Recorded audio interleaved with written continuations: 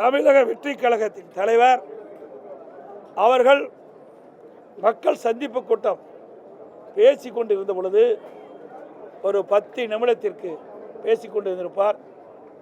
அந்த சமயத்தில் ஒரு செருப்பு வந்து விழுகிட்டது. இதெல்லாம் நான் சட்டமன்றத்தில் பேசினா அதை நீக்கி விடுவாங்க.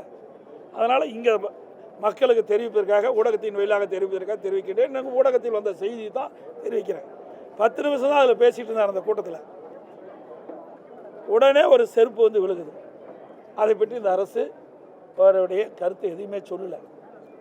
அதுக்கு பிறகு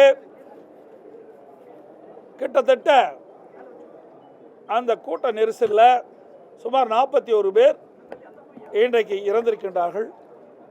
அதில் 10 குழந்தைகள், 18 பெண்கள், 13 பேர் ஆண்கள் என்று தகவல் கிடைத்திருக்கின்றன. அதோடு இந்த திரு ஸ்டாலின் தலைமையில் இருக்கின்ற அரசாங்கம்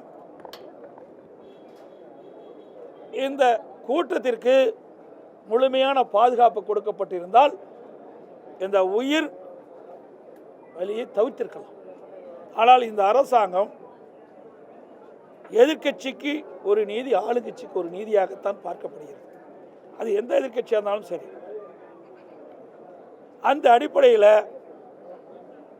முழுமையான பாதுகாப்பு கரூர் வேலுச்சாமிபுரத்தில் நடந்த கூட்டத்திற்கு காவல்துறை பாதுகாப்பு அளிக்காத காரணத்தினால் இந்த அரசுடைய அலட்சியத்தால் 41 பேர் உயிரிழந்திருக்கின்ற சம்பவத்தை நான் குறிப்பிட்டேன். அதுவும் அவர்கள் அவைக்குறிப்பிலிருந்து நீக்கிவிட்டார் என்று கருதுகிறேன். இதெல்லாம் நடந்த சம்பவம் தான், புதுசாக நான் எதுவுமே சொல்லலை.